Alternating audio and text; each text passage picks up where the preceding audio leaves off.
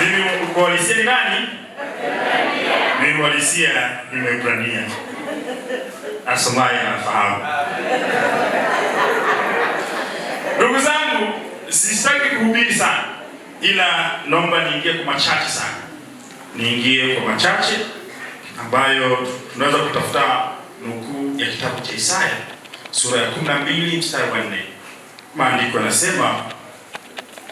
yanasema, na katika siku hiyo mtasema. Katika siku hiyo mtasema. Na siku hiyo ndio ya leo. Na siku hiyo ndio leo. Inasemaje sasa? Mshukuruni Bwana, liitieni jina lake, yatangazeni matendo yake kati ya mataifa, litakeni jina lake kwa kuwa limetukuka. Bwana Yesu asifiwe sana.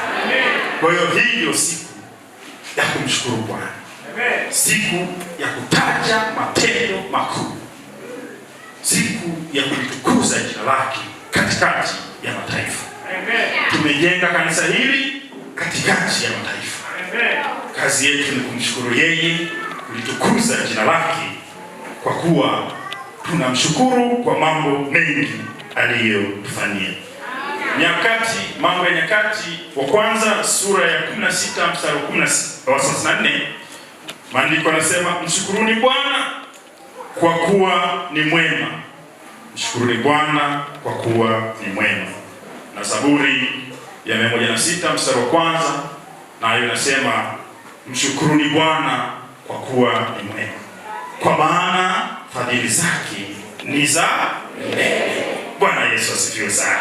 Kwa hiyo leo tumeungana pamoja na wewe baba mchungaji, wachungaji wote, waamini wote, ndugu viongozi, katika kumshukuru Mungu kwa sababu ni mwema na kwa sababu fadhili zake ni za milele. Bwana Yesu asifiwe sana.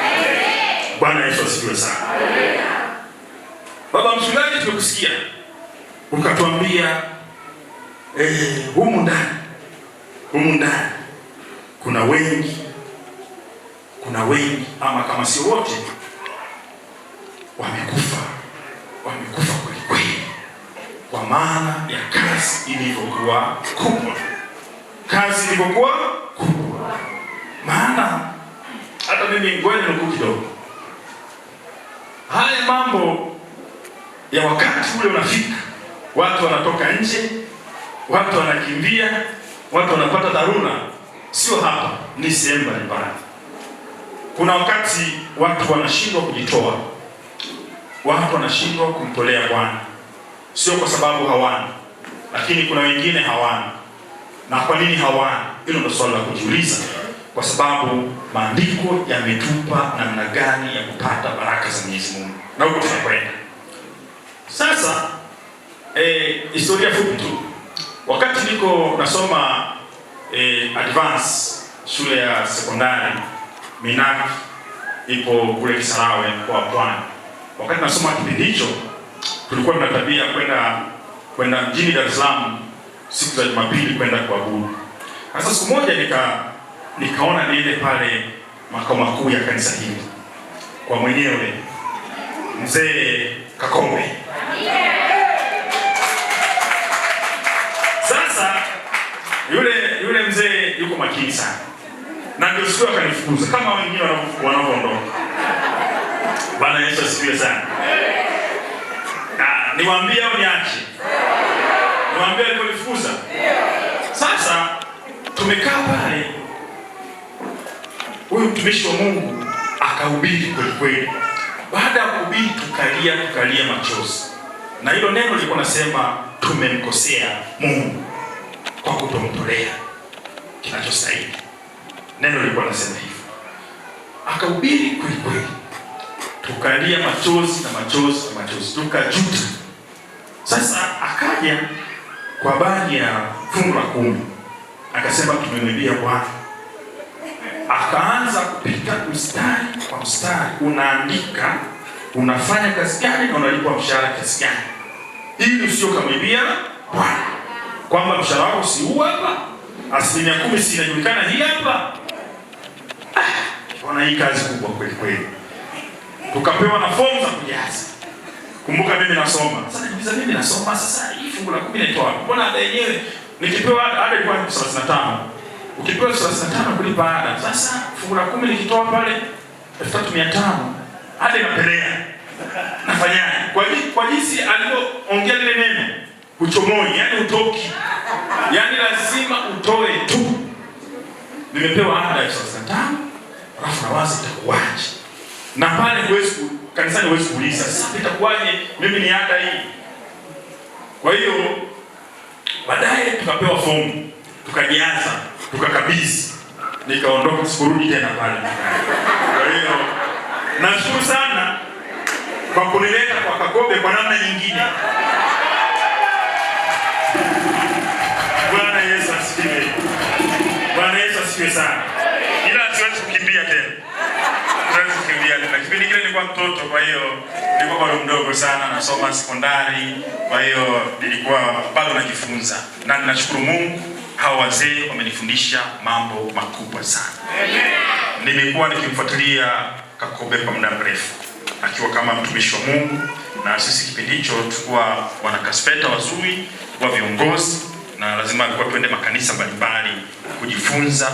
Unakuta Jumapili hii tunaenda kanisa hili, Jumapili hii tunaenda kanisa hili, ili kujifunza na sisi tukafundishe wenzetu. Bwana Yesu asifiwe sana. Bwana Yesu asifiwe. Lakini ndugu zangu, kwenye utoaji kuna mambo mengi. Kuna baraka za Mungu kwenye utoaji. Kuna kwaya moja iliimba, nadhani wimbo wa mwisho. Na ilikuwa ni kwaya ya mwisho kabla ile ya mwisho kabisa. Nadhani kwaya mwenyeji. Walizungumza kitu kizuri sana, na ambacho ni pia kinabeba ujumbe wa leo.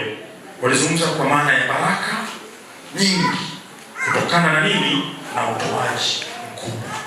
Nadhani kama kuna watu walikuwa makini, nilikuwa makini sana kwenye hiyo waliimba vizuri kweli. Na waliweka ujumbe vizuri. Nadhani wanajifahamu wao waliofanya hivyo. Kwa hiyo niwapongezeni wanakwaya wote kwa namna mlivyoweza kumwimbia Mwenyezi Mungu, lakini pia kwaya ya ushirika huu hapa niwapongeze sana kwa kuweka ujumbe mzuri kwamba ukitoa kikubwa basi Mungu anakubariki zaidi. Amen. Lakini hayo yote yanabebwa na maandiko pia.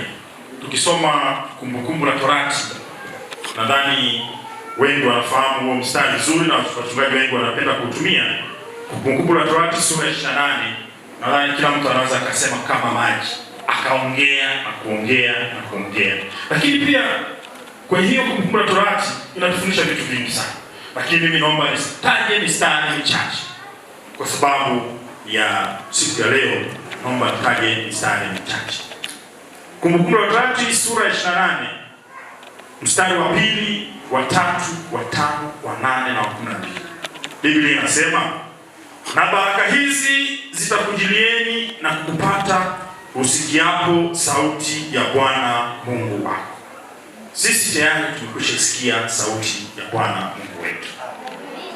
Sasa yafuatayo ama baraka hizi zitaambatana na wale wanaosikia sauti ya Bwana Mungu. Na sisi sasa tumekwisha isikia sauti ya Bwana Mungu. Sasa baraka hizo ni zipi? Anasema utabarikiwa mjini.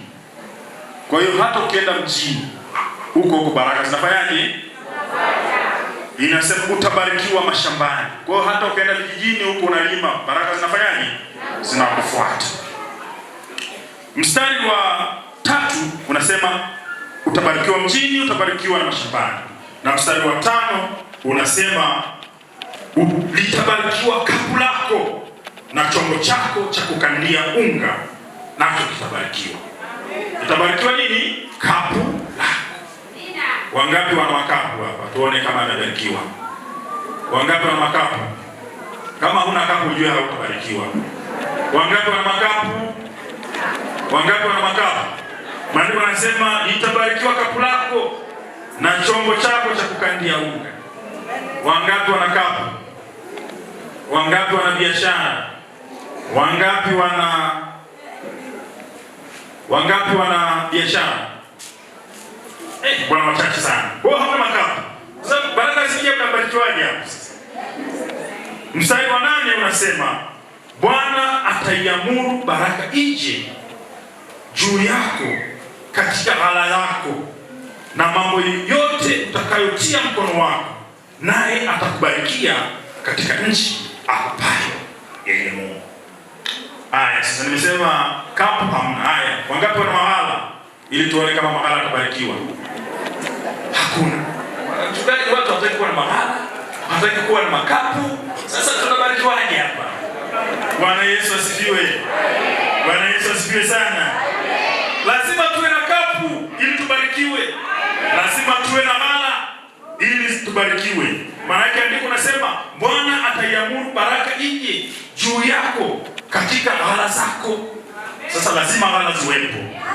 Na mambo yote utakayotia mkono wako, mambo yote utakayotia mkono wako, Bwana atayabariki.